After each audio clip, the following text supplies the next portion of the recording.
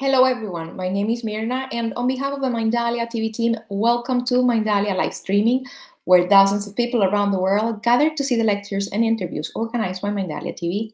Today with us, Angel Rivo, CEO consultant, TV host, international public speaker, and president of the Wisdom for Kids Foundation, is being joined by Brad and Casey Wallace. They are the founders of the Expand with Julius organization. They're going to be talking today about how a near-death experience can change your life with Florida-based attorney Mark Bockstein. Before starting with them, we want to remind you that Mindalia's mission is to share information that can help raise the level of consciousness around the world, and you can help us by subscribing to our channel if you haven't done it yet, leaving us a positive comment down this video, or sharing it with someone that you know that is going to benefit of the content that we're going to be talking here today. Also, while we are live streaming, like right now, we have the active chat. Is that screen that you're going to be seeing here on my side, or if you're in a smartphone, you're going to be seeing the screen below the video. And through there, you can interact with us. You can enter your questions. Last but not least, Mindalia broadcasts daily in Portuguese through Mindalia Televisão, Spanish through Mindalia Televisión, and English through Mindalia TV English, as you already know. We want you to visit our different channels to find out what we're developing there on a daily basis, information as beautiful and as interesting as the one that you see daily on Mindalia TV. Also, we want you to collaborate with us with your own valuable content, with your own information. And for that, you can go to our website. On the top, you're going to find a link that is going to take you to a form that you can fill out for our technical team to be getting in contact with you. So you could be just like Mark today, sharing valuable experiences and information through the different platforms of Mindalia. You can do it in Portuguese, Spanish, or English. I'm not going to delay this any further, and I'm going to be leaving you with Angel, Brad, Casey, and Mr. Mark Bockstein. Guys, welcome to Mindalia live streaming. The screen is yours. Thank you. Thank you very much, Mirna, for the wonderful introduction. What an amazing day. I can see in Utah this wonderful sun, Casey and Brad Wallace shining, Julius glowing, and incredible Mark also shining and glowing from his wonderful office. So what an amazing day to have this conversation. Welcome to the show again, to Mindalia TV, Casey and Brad. How are you today? Wonderful. We're good. Yeah, just wonderful. So excited to be here. And of course, are so appreciative of you, Mark, for joining us. And we're really excited to begin to hear your story. How are you doing over there? I'm getting ready. Excellent, excellent. Thank you very much. You know, when we were preparing just a few minutes ago, we were talking with Mark, and he has, as you see, guys, he has a wonderful background in his office, and a lot of different statues and things which are really charged and full of very nice, beautiful energy and beautiful light.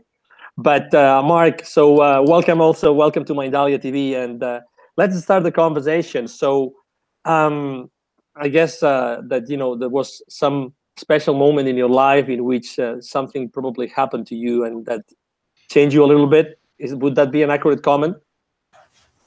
Well, I died and I came back. So that doesn't happen to many people. And it was one of the most interesting things that has ever happened to me. And and I was 20 years old at the time. It was 1970. And in those days, they didn't have an organization that talked about near-death experiences. So there was really nobody for me to talk to about it. I knew that it happened, and I became everything. It was the most, I'll give you an example of what it was like. Let's say your body is made of sand, and behind you is the most powerful fan in the world. You turn the fan on, and all of your molecules go into everything that ever was or ever will be, and you become everything, and you know everything, and you are pure thought. You're not in a physical body anymore. There is no time and space, and it's not easy to be able to describe something like that. But all of the dichotomies of this world are answered, and you're like ultimate knowledge. For here, on this physical plane, There's hot, there's cold, there's love, there's hate, there's all kinds of dichotomies. Well, there, it's just love. Amazing. And then you reverse the film, and all the molecules come back and into your body, and you wake up and you're like, wow. And you're you again, right? And you have your senses again. And for me, I was just so happy that I was alive, and ever since then, I've really appreciated life, because some people in my IANDS, by the way, is International Association of Near-Death Studies, and I'm a member of that organization. And like we go to group, there's a meeting that we have it used to be the first Friday, now it's the first Sunday of every month, and people that have had near-death experiences come to those meetings, and people that are just interested in the subject come to those meetings. And some of the people that this happened to, they didn't want to come back because it was so beautiful. They didn't want to come back. I did want to come back, and as soon as I said I wanted to come back, I was back. So but the problem is, you don't come back with the knowledge that you had. It's kind of like when you do a puzzle. When you do a puzzle, the first thing you do is you put the straight edges together, because that's the easiest part of the puzzle. You put the straight edges, and then during the time you do the puzzle, you wind up putting the middle of the puzzle together. Well, I came back from that experience with only the knowledge of the straight edges. And every once in a while during my lifetime, I'll find another piece of the puzzle and I'll put it in, and I'll be like, oh yeah, I remember that now. That happened too, and I never know when another piece of the puzzles is going to come into my life. Sometimes it happens more at a near-death meeting because of the vibrations in the room, because those vibrations are like no other vibrations that I've felt. I could sit and watch television all day. You're not going to feel those kind of vibrations. When you're in like-minded people or with them, you can feel different vibrations. And I never did feel those kind of vibrations before my near-death experience. I do feel them now. And it's sometimes it's nice, and sometimes if I go into a mall with all those people, it overloads my circuits, and my wife will have to take my hand and walk me around, or I'll just sit in the cafeteria and read a book and let her go shopping, So, but the near-death experience, it kind of jump starts your spirituality. At least that's what happened to me. And so, Master, what we want to say to you is, the first thing we want to say to you is give you an absolute validation for your journey in this. It is very few people that refer to Source or God as the All as thought. And we totally support your definition of that. If we could give a word to what that energy is, it is all thought, all thought. But human embodiments have such limited thoughts that they process that they don't find themselves in the physical form for that to be a sufficient definition. In your experience of your particum release, and returning to the energy frequency pool of the possibilities of all thought, you have gone to what we call, Master, the space of the void, or the launching of all thought. And once having that experience, you are inspired to process thought then in a chosen manner, in a higher frequency potential, in the possibilities of delivering thought in new ways and expanded versions of itself. And once having done that, this realm is not the same. It also gives you a glimpse of the fact that nobody processes thought the same way, and therefore nobody is ever having the same experience. But when you go non-physical, when your soul leaves your physical embodiment, which is the way that we describe near-death experiences, you return to the energy frequency of light or particum release. Tell us, Master, if you will, the emotions that you felt during that time. For we say that your soul is the emotional processor of thought. And once leaving physical embodiment, the profound impact of your feelings and your emotions are what can teletransport you into the highest version of change when you return. How did it feel to you during this experience, please? All right. Well, first, call me Mark. Don't call me Master. All right, because I'm not really a master. Yeah. And when your question has a multiple kind of answers, if you close your eyes and you can't see, you can't feel, you can't touch, you can't hear, and you can't taste. If you don't have any senses at all, then you are not discriminating yourself from the rest of the universe. The only reason we have an I am consciousness is because our senses limit us into thinking that we are this mind and this body. We are actually everything that ever was or ever will be. We just don't remember that. And the senses make us feel that we are ourselves. So we are really there and here at the same time. So we're really not just here. If you know, so it's almost like I'm alive and dead at the same time, but there's really no such thing as death. Thank you for that. It's kind of like we're a spiritual being. We're not trapped in a human body, but we choose to be in a human body. And then in this body, we can touch and feel and taste and smell. And I can talk to you, you know, because when you're everything that ever was or ever will be, there's communication, but it's not like this. It's not through the senses. So when I experienced that, it was like nothing that I've ever had happen to me before. And I've had it happen many, many times. And it was almost like I was going home. You know, so there's two levels of thought here. So I'll give you an example. This didn't really happen, but it's the only way I could describe it.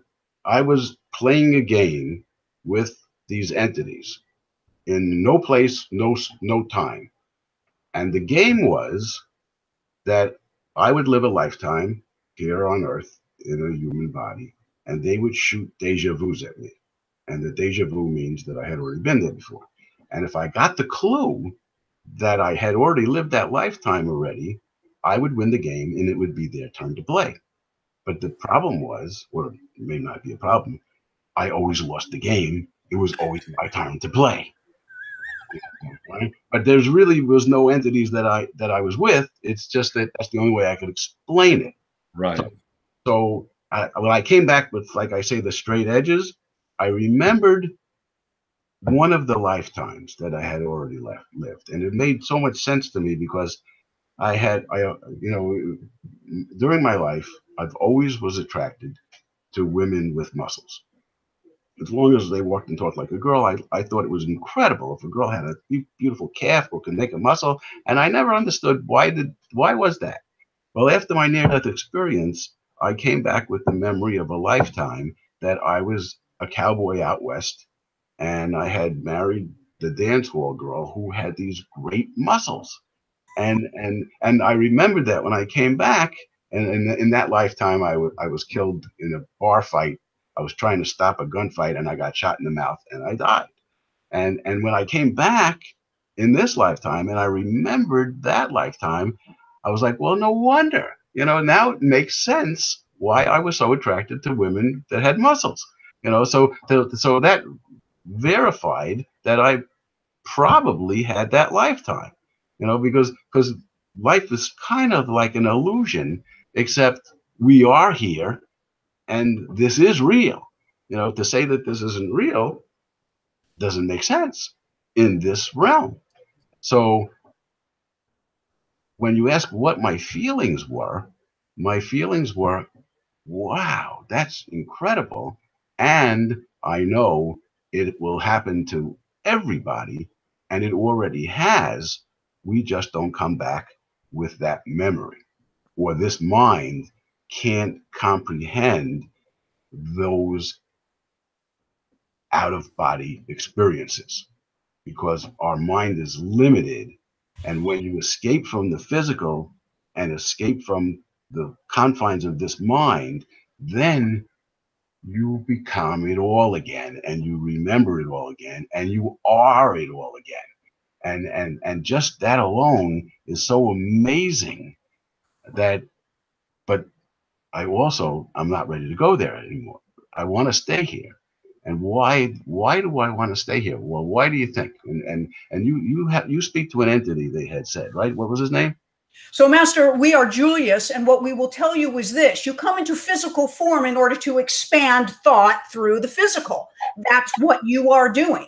We support that you are the all. As you speak of previous lives, we support your perception. But what we will tell you is in a more expanded version than that. Those are concurrent lives, Master. Those are existing and in the now, because time is an illusion of the physical. So you come from thought. You've heard of the term light being. You are a light being. In the creative process, Master, thought slows itself down through contemplation, through the desire to know itself as the all. And once energy starts to slow itself down, light particles appear. That's what you are. And that's a soul being launched. And in a desire to know yourself as the all, you will do thought from every possible perception, which is immeasurable. And the physical is a perception. It's an extraordinary perception. For as a physical being, you can hit that perception from 7 levels of consciousness or vantage points. And each level will provide a new experience for you to expand yourself or thought into. It is the ongoing process of thought expanding itself eternally. When you stop judging the physical, when you stop feeling that physical has bad to it, your life moves into a consistent state of joy.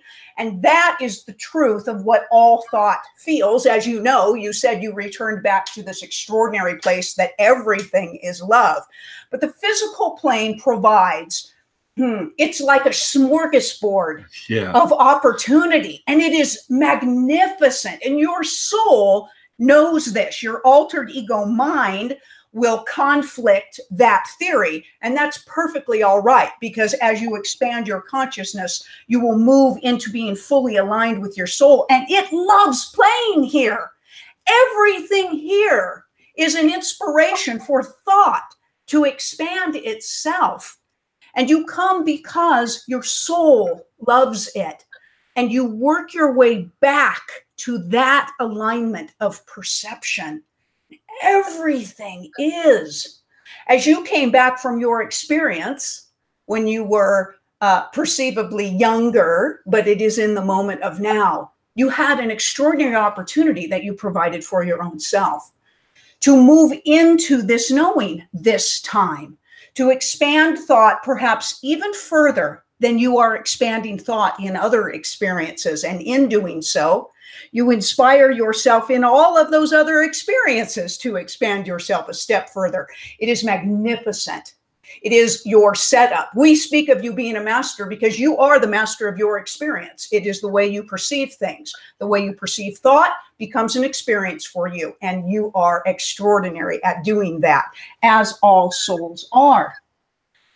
When you came back with the experience of those extraordinary unleashment of emotions and did you, Master, then feel a deeper appreciation for the earth ship, a deeper appreciation for your life, your family, your things? Did you see your journey as a broader opportunity than ever before? Do you have those feelings? Well, first, let me say that are we getting an echo? Yes, just a little bit, but it's okay. Okay. What you say makes a lot of sense, but everything that makes sense is not necessarily true. So when I became the light, it wasn't just that I went through the light, I became the light. That's correct. And since I know that when I'm there again, I'm going to know everything again, there's no reason for me to try to figure these things out now, because here I am I might as well enjoy being alive. It's kind of like going to the movies. It's If true. I go to the movies, it's for entertainment. I Yep. go Right. to just kind of escape my life right now. I go and I enjoy the movie, and I have that fantasy of the movie, and then I have my life. Well, this is kind of what it's like, because I don't really need to figure out the theory of the universe or to know why things work here, because I know when I get back there, I'll know it all anyway. So what am I knocking my brains out for? I might as well just try to enjoy what I can. Right. There's a book called The Spirituality of Imperfection. Have you ever read that? No. It's a terrific. It's by Ernest Kurtz and Catherine Ketchum, Ketchem, and it talks about that we are perfectly imperfect, and one of the reasons we are alive, or the goal of this particular journey, is not to prove that we're perfect, but to find some happiness and joyful peace of mind in the reality of our own imperfection. So, and that's such a wonderful thought, because that's who we are. Because no matter what I do, I can't be perfect.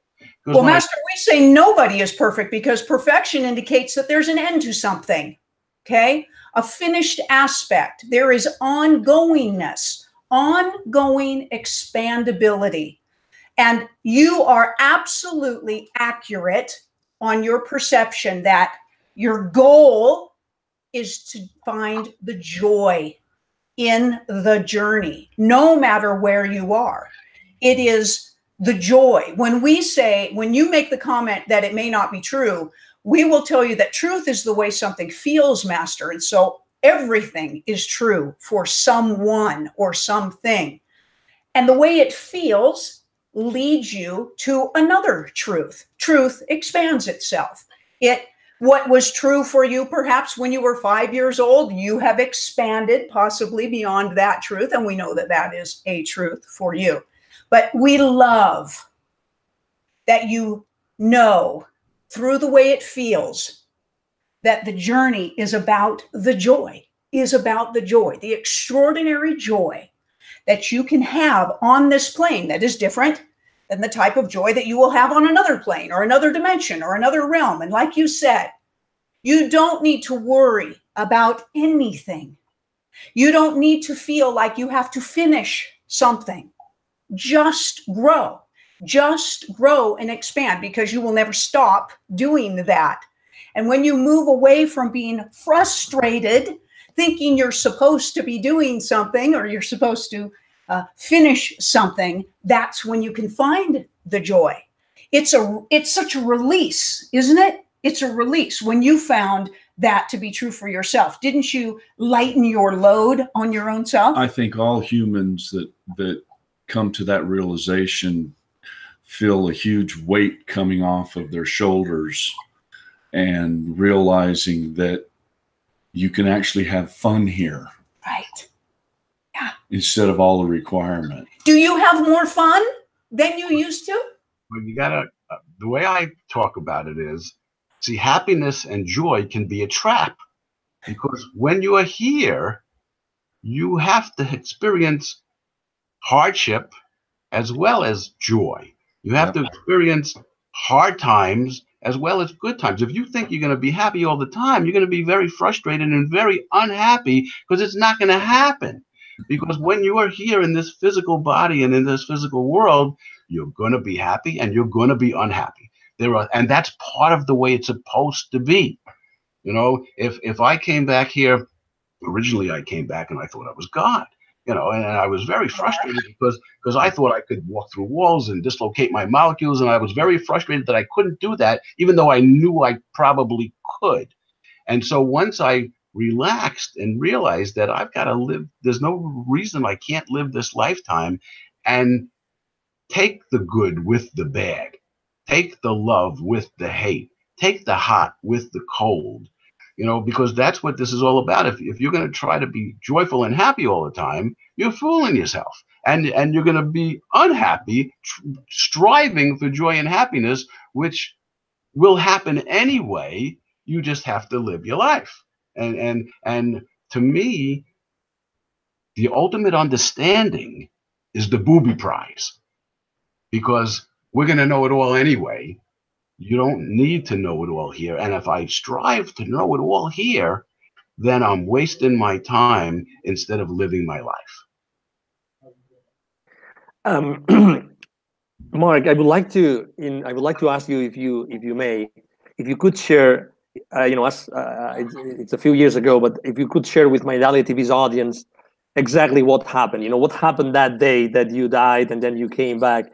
What happened specifically? What happened around you? What was people doing around you? Would you mind sharing that with the audience?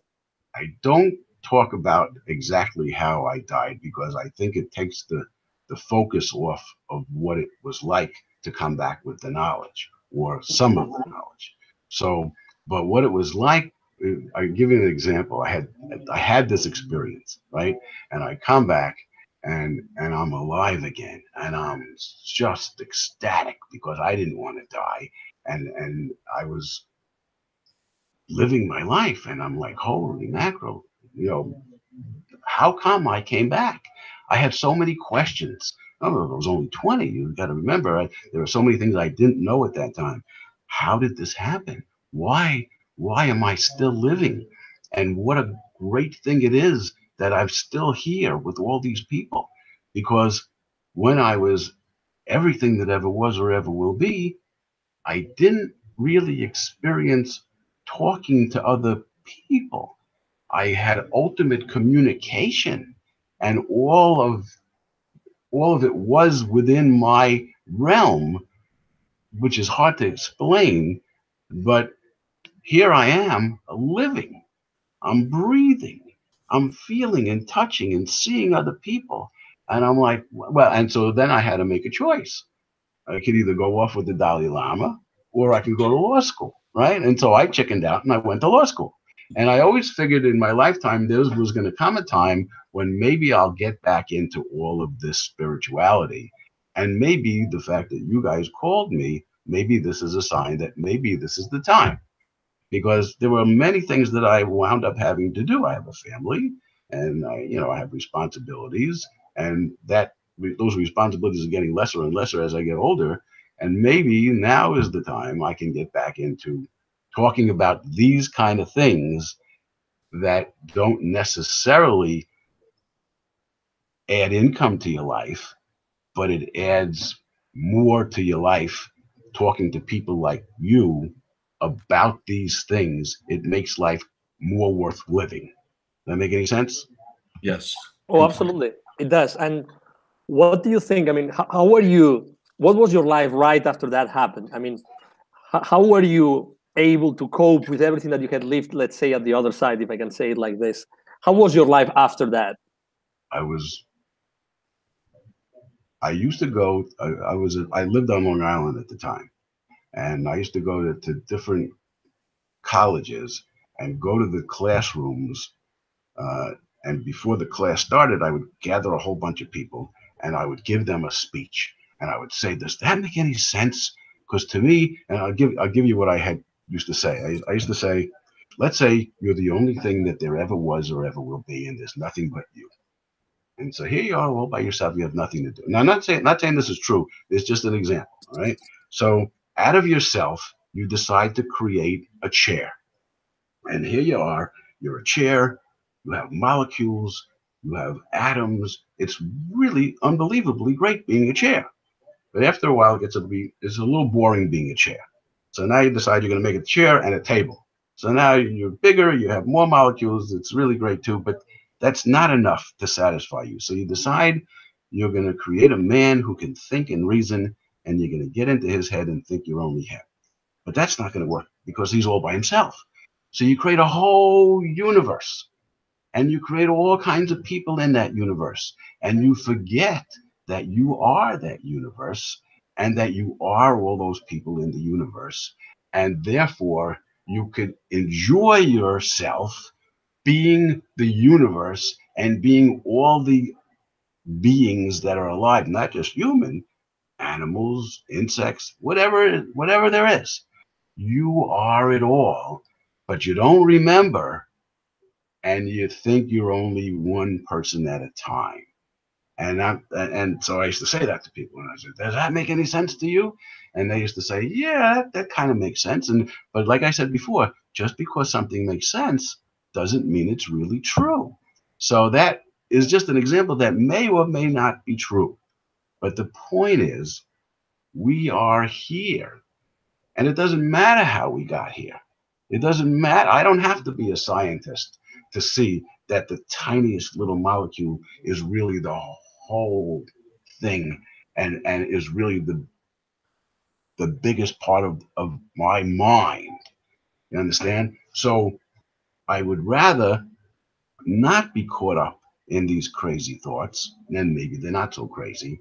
And I would rather talk to someone like you and say, "Hey, what does Julius think about that?" You know? And so where is he, and what does he have to say about that? So, Master, it is an accurate depiction. In fact, we love your ability intelligently to demonstrate the thoughts and the things that you feel in a tangible way for human embodiments to contemplate. For contemplation activates movement and momentum. And so we love this about you. Thank you. We do say that what you are speaking of is pretty accurate. You are right on board with a truth as it is known in the most expandable aspect of itself. We also love that you give allowance to people, because people do not come to that space as they're knowing. People are very stuck in limited perceptions, mostly limited theories that other people have delivered and force people to accept as their truth. We do love science, although we support that science is very, very late. They only love to come up with theories once proof has been delivered, but proof is long after a thought and a feeling and an intention has taken place. But it's working itself out in the balance of everybody supporting all thought as a truth and a possibility. When you are walking on this earth ship, and as you know, you see things that perhaps you feel very in alignment with. I have a tendency to love dolphins, or I have a tendency to love trees, or I love turtles, or I love this, or I love that. We always tell everybody that is because that is an aspect of you, or perhaps that is a version of what you had created for your own self as a demonstration of thought, and you're still very much in alignment with it, and you still very much have a connection to it, and it grows and it grows and it grows. Eventually, you will get to the point where, as you just said so beautifully, Master, you will see everything as you. It's another version of me as all thought. It is extraordinary. And then you will look deeper into it just because you want to know yourself even further. It is extraordinary. You see people that way also. You see experiences that way. You see situations that way. That is the open-minded state, which initiates mind growth, brain stimulation, for which further development naturally takes place, and hopefully with the energy aspect of joy attached to it. When you had your experience, Master, and it changed everything in your life, and you walked then continually on the path of the physical, where you took on your family and your career and your wonderful obligations that serve you in knowing your own self. Did this change the way that you decided that you would talk to your children, or allow your children, or perceive your children? How did you do that after your experience? With a lot of fault. You know, I have one daughter. She's 30 years old, and she's in Utah, where you guys are, in Salt Lake City. I know you're not in Salt Lake City, but just because I had that experience doesn't mean that I have the best parenting skills. It doesn't mean that I'm the best attorney. It doesn't mean that I'm the best at anything. But I'll give you an example. I'm a trial attorney, and every once in a while I go to trial, not as much as I used to. But when you have a jury, I know, because I can feel the vibrations of that jury. I know when they're with me, and I know when they're not with me. You know, when I first started out, I used to win almost all my trials, and it was great. I thought, gee, I'm terrific. You know, then I started taking harder cases. The harder the cases, I didn't win all the time. you know, and then I realized, well, you know, that's not the way to do it. I might as well go to trial with the cases that I could win. And then you can feel when anybody is with your line of thought. You know, like I have a feeling with you people, it's nice to be able to have the same kind of a mind communication, although I don't agree with, or I don't perceive energy the same way that maybe Julius does, because you know they say that everything is energy. I don't think I'm not sure about that. But I'll give you an example. I have a memory and a thought of my dog. I had this magnificent pit bull. He was the greatest dog ever, and I could see him in my mind's eye. And that thought, you get the bubble out of my mind like a cartoon. I don't believe that that thought is energy. I think a pure thought has nothing to do with molecules, has nothing to do with atoms. It's kind of like love. Love, you can't touch it, you can't smell it, you can't taste it, you can't see it, you can't hear it, but you know love exists. You feel love between yourself and a person. Like another example, I'm walking Giddy in the morning one day. I had to go to court early, and I took a flashlight with me because it's dark outside. So me and Giddy are taking a walk, and he's doing his thing. And we come across this tremendous, beautiful spider web. And I put my flashlight on it, and it's like silvery, beautiful whole web. And I almost walked into it, right? And I say to God, "Oh God, thanks for not letting me walk into that spider web," you know. And in my mind's eye, I see the spider going like this, saying, "Yeah, God, thanks for not letting him mess up my spider web," you know. And I look at Giddy, and Giddy looks at me, and I see Giddy's eyes, and I feel the love for that dog, and he feels the love for me, and that's a power greater than me and greater than him, and it's kind of like God. Because you can't see, touch, feel, taste, smell God. But if you believe, then God exists. And just like love is the greatest power in the world, you could make the belief in God the greatest power in the world. And sometimes that's good and that's bad for humanity, because sometimes people go to war over who they believe God is. But that doesn't mean that God doesn't exist. That just means our perception of God is off. So when you ask me, how do I feel about these things, I'm still in a progress, and I'm still, like you say, growing. But I don't. But some people come back and they think, well, there's a reason for them to come back. There's a reason that this happened. There's a reason that that happened. There's something that God wants me to do. Well, I don't necessarily think that that's so, because when I'm back there again, then I know everything again. What am I doing? There's no reason for me to even be here except to experience this lifetime. Does that make any sense? What does Julius think about that? Well, Master, we support your theory, except that we will tell you that everything that you speak of comes from energy or frequency. So human beings have a tendency to measure energy tangibly, like you said, seeing it, feeling it, seeing demonstrations of it. In its purest form, it is immeasurable. Your science cannot figure out, although they are starting to figure out, that everything that is coming from an energy of some sort. That is the consistent energy of the development of all. That is what we refer to in the best word possible that we could describe as thought energy, before it's demonstrated as a thought, and a thought gets demonstrated through an action component or an experience of it. It lives in a potential. It lives in a potential, and your perspective will grab the energy of that thought and demonstrate it through your eyes, through your attitudes, how you feel about that thought. And this person will do it through the version of their thought and their eyes. And so thought itself is being expanded simultaneously in an immeasurable multitude that is so joyous to the thought energy its own self. That's what you're all doing. Now, the key, like you said, isn't so much to make yourself frustrated or feel like you have to come to all of this extraordinary knowing and truth in your life before you accomplish something or before you can finish something. But we're just saying that it will develop that way. Through the recurring concurrent lives that you come back to the physical, your perspective grows, which is what we call growing your consciousness. And each time you do, you have a different experience and you expand yourself through it. And it is the never-ending process. That's great news. That's really great news, because you will never be wrong. You may be limited, but you are not wrong.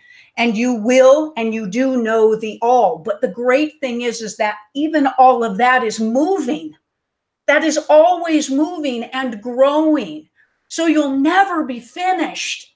We want that to find, we want you to find that to be joyous, that you will never be done. So you don't have to be hurried. In fact, we don't really want you to be hurried. We want you to savor. We want you to embrace. We want you to do it from every angle, because you will. But in the understanding that it will never end, we don't want that to be a frustration, though it is for some for a while. It is a magnificence just to be the thought demonstrated as the all. Okay, so once again, that makes a lot of sense, but whether it's necessarily true or not, I don't know, because there is a right and there is a wrong where we are. There is a good and there is a bad in this physical world. In the thought process of making it good or bad, that's up to everybody's individual interpretation. And I think we're getting a little esoteric at this point, but from what I saw in my near-death experiences, there is no beginning and there is no end. And someday, like I'll give you another example. I'm driving down Commercial Boulevard. Commercial Boulevard is like miles of straight road, and it has lights on all along the lights. And I wear glasses. I have contacts now, and I'm driving at night down Commercial Boulevard, and I flip up my glasses, and all the lights go into infinity, and I feel it going. And I know that if I allow myself, I can go with it, and I won't be here anymore. But I'm not ready for that to happen. And so the fact that everything is relative doesn't matter in this world, because in this world, everything is pretty much finite. So if I find something right and wrong, it's up to me to live my life according to those principles. And if I live my life, if I develop principles that I live by and I stick to it, then I could have a worthwhile life, even though my life does not have to be worthwhile, because when I'm back there again anyway, I got it all anyway. You see what I'm saying? So it's up to each individual how they want to live their life. And just talking about it doesn't make it so. What does Julius think about that? What makes it so, Master, is the way something feels. That's where you will find your truth, and your truth will always expand. We know this, we honor this, and we love this about you. Let me ask you something, Mark. How would you say that your experience changed the way that you relate with the rest of the people around you? Okay, my wife thinks I'm a little crazy. She would think that anyway, but that's all right. Probably so. But there's another book that I read that I recommend. It's called Illusions by Richard Bach.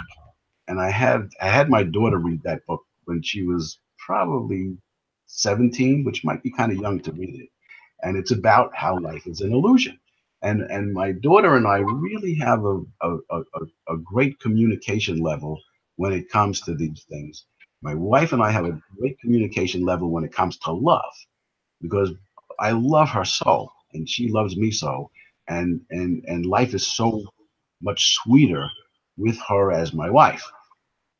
My daughter expands my consciousness, because I'm 69 years old, she's 30, and her perception of life sometimes says to me, wow, I didn't think of things like that before. It's kind of like when you're in a room with a whole bunch of people and you're discussing these kind of things, your thoughts and what you say expands upon the next person. That's why I love to go to my IANS meetings, because every once in a while somebody will say something in that meeting that'll trigger another piece of the puzzle, you know. And when you get another piece of the puzzle, it's such a wonderful thing that could happen. And I believe it happens to people that have normal people that didn't have near-death experiences. You know, every once in a while in their life, they'll experience something like wow, and they know they knew that before, kind of like a deja vu. And that's why when I talk to people about these things, some can actually relate because they kind of realize that maybe this is not the only lifetime they've lived. And pretty much during my lifetime, people that have had these experiences flock to me. It's amazing the kind of clients I get. Sometimes those are the people that become my clients. And it's almost as if, like I say to God each morning, I say, God, let me be your partner in creating the rest of this day together. You know, and sometimes it happens, and sometimes it probably always happens, but sometimes I don't perceive that it happens. So when I ask for help, it comes. It took a long time for me to get my ego out of the way to ask God for help. So what a gift it is that I can now look to a power greater than myself and say, let's do it together. Or, you know, I need a little help. Come and help me. Because when my ego was in the way, it was like, oh, God's a crutch. I don't need God. You know, I'm a man. I can do it all by myself. Well, just because I had a near-death experience, just because I was everything that ever will be, or experienced that, and I was part of God, and I still am, doesn't mean that I shouldn't use the gift of God's help. What does he think about that?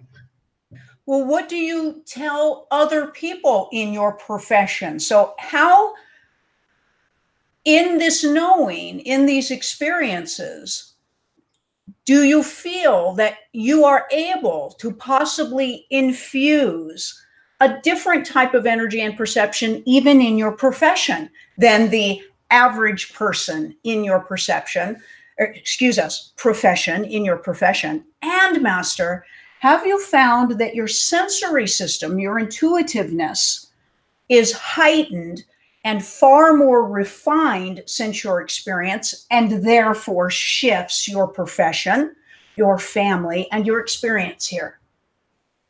I think it all depends on the energy that the person that I'm talking to brings to the conversation. So sometimes I think that certain people become my client because it's destined to be that way. And certain people that become my clients, I know that if I tell them certain things, they'll understand. I also perceive that there are some people that I know I can talk to them till I'm blue in the head, they will never understand. So there's no reason to try to talk to them on that level, and because they're just not going to get it. And although sometimes it's okay to plant the seed, you can't expect people to understand what they can't understand. And sometimes people actually change their behavior because of the combination of me and them. It's not just because of me. You know, I've had a lot of people that have come to me that have had drug problems, and that's a terrible problem in our country today. And I can relate to them and get them over to AA, get them over to places that they need help, only if they understand that they need help, only if they understand that they do have a problem. And sometimes I can give them examples to get them to that frame of mind where they try to get help. And luckily, I have a lot of clients that have gotten help and that they're kind of like my success stories. And it makes me feel good that that has happened. But it's not just from me, it's the combination of the two. And it's always that. It's never just one person alone. It's always kind of the chemical reaction between the two people, or between 3 or 4. Well, there is a definite reaction that we have when we're in the presence or even over this communication level that I find amazing that we're doing here. You can feel it. And like you say, I don't believe my feelings are always correct. Sometimes they are, and it makes me feel good when they are. But when they're not, I know it, and then I have to change my path. So just because I feel a certain thing doesn't mean it's correct. So that, in that sense, I disagree with what Julius had said, but maybe I misinterpreted his message. What does he think about that? We honor all perceptions, Master, because all perceptions simply are. They will always grow as our perceptions continue to grow and will never be finished. And we are ecstatic about that truth. But we do love the fact that you recognize very strongly how to measure the connection between yourself, clients, family, people, and hopefully you don't try to force something that isn't an energy match, because that does become disruptive to both parties. And it is lovely also that you help guide people back at least to a margin of their knowing and their remembering, Master, that they have power, that they have ability, that they do not have to walk on this plane in such extreme victimhood. And that is delivering an extraordinary gift. So thank you for that. Exactly. And I would like to, we're really at the end of the conversation already. I mean, it's been an amazing conversation today. It's really been really, really deep and thorough and really amazing. So, Mark, we're so grateful here at Mindalia TV. It's been an amazing experience to have you here with us. I would like to finish the conversation, though, without, please share with the audience, how can we find Mark? How can we find you online? My website is www.bockstein.net. That's for my legal website. Would you mind spelling it, please? Bockstein. And my email address is yearmaster, like I'm the master of my year, which I like to believe, although sometimes I'm not. So it's yearmaster@AOL.com. And I have a Facebook, Mark, M-A-R-K, Bockstein, Bockstein. And on that Facebook, I have all kinds of things, all kinds of creative things, all kinds of things that I found that I've adopted from other people. And it's kind of like the things that I like, the sayings that I like. And so if anyone wants, they can come and take a look, and they could even write me a note. That would be nice. Awesome. So again, thank you.